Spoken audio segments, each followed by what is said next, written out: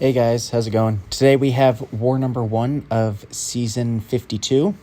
We are facing up against ISO 8A.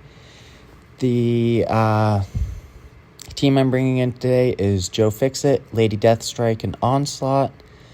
I have 5 tactic fights and then a bullseye on node 53, so not 53, 43. I guess I could take him on 53, the invisible node, but yeah, first up, I'm on Path 2 in Section 1, and both of these fights are Joe Fixit fights, so I got a little bit of practice with tactic in off-season, not much, but I didn't get to test either Joe or Lady Deathstrike since we already knew that both of them would work perfectly fine for any of it, but game plan here is to throw my special one with Spades up, and I'm pretty sure Spades is crit rating. I'm not even 100% sure. I'm not very familiar with Joe Fixit, so I don't think it really matters, to be honest. I re-rolled hearts, so I ended up healing back all the chip damage there, which was nice.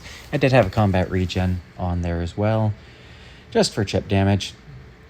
Both my Joe Fixit fights are here in Section 1, and then my next 3 fights are Lady Deathstrike fights, so that fight wasn't much.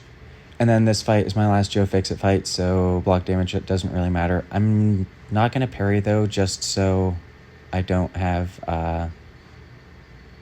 what's it called?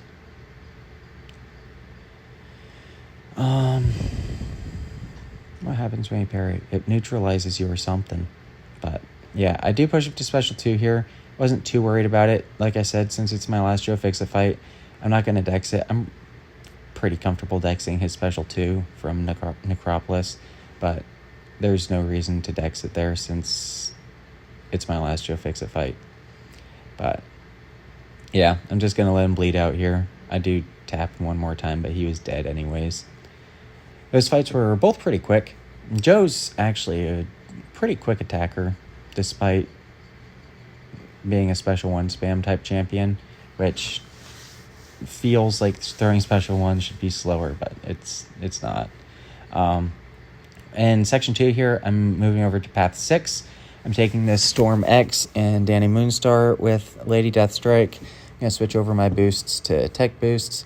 I didn't actually bother editing out any of my boosting and stuff. It's not too long of a war. I only had 6 fights, so not too fussed about it. I am actually using just regular boosts this war instead of war-specific boosts because I have a bunch of boosts from the Legend Celebration crystals, which is very nice. I don't think I'll probably have to buy any boosts this season, which is, I don't know, I like that. But yeah, here going in against Storm X, the game plan is to keep my mediums active, keep the heal block active, that way she doesn't trigger unblockable and smash me with a Special 1 that might one-hit me because she's got tons of prowess. But yeah, I'm not blocking the Special 1 anyways, so finishing in a medium isn't a big deal. It just keeps in the heal blocked, but Lady Deathstrike is permanently keeping tactic up because of all the ruptures that she deals, so didn't really matter. I actually got some pretty big crits on that Special 2, so I'm not going to have to worry about what's it called? Staying in this fight too long. Lady Deathstrike's normally a bit of a slower attacker, but that one I crit on the last hit as well, which now she's pretty much dead. It is still a minute into the fight, so definitely not a quick fight. Lady Deathstrike is not known as a quick attacker, but she does, for this tactic, she does cover so much.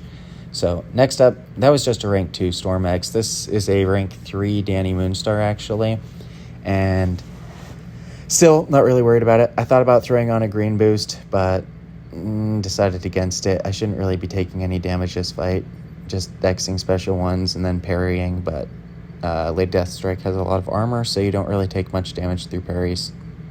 I know it's possible to punish Danny Moonstar's Special 1, and I do a couple of times in this fight, but spacing is kind of tight on it, and if you do happen to be like a millisecond slow, then you're going to hit into her block, and she's going to basically phase you, whatever the heck it's called.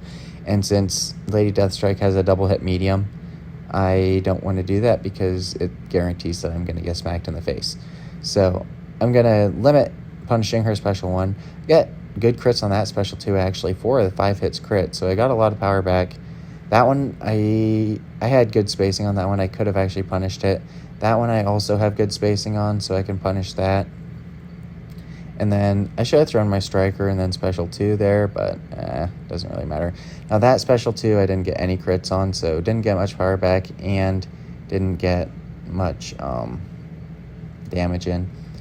But it's a little over a minute into the fight. This might drag out another 30 seconds or so. Good spacing on that one, so I was able to punish it. There I should have strikered, but I don't know. It doesn't really matter. I do striker there, combo into... I was going to say combo into special 2, but it didn't even take a special 2, so she went down.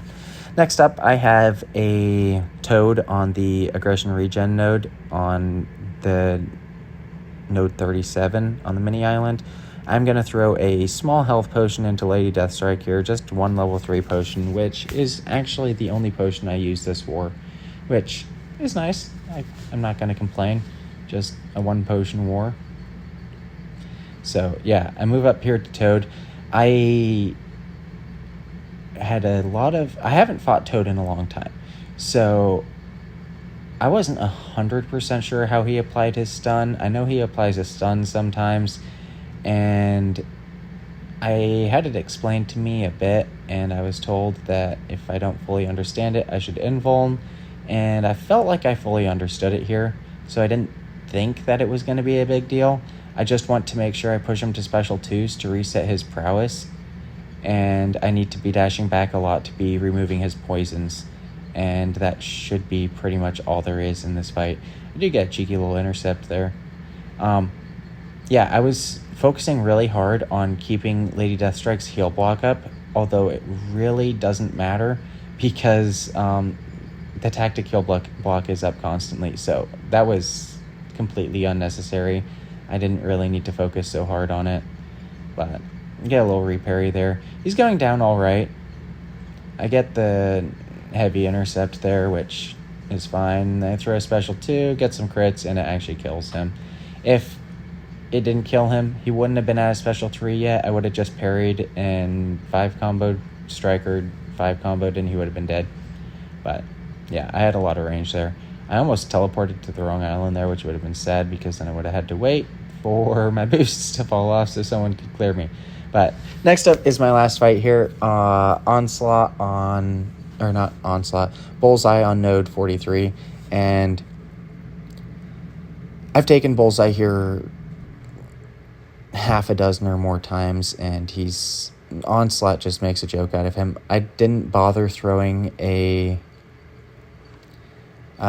mutant power back boost on because he dies with the special 2 like almost every time, and if he doesn't, he dies shortly after from the regen, so I really wasn't worried about it. Here I normally 5 combo beta heavy and punish with a heavy. Just it puts him right over a bar of power. It just sets up the fight really nicely. Here I don't have any debuffs on me, so I can parry heavy to get my extended pause. If I have debuffs on me, this node reduces ability accuracy per debuff. And I was actually a little bit unlucky on my degens there because I didn't actually have max degens.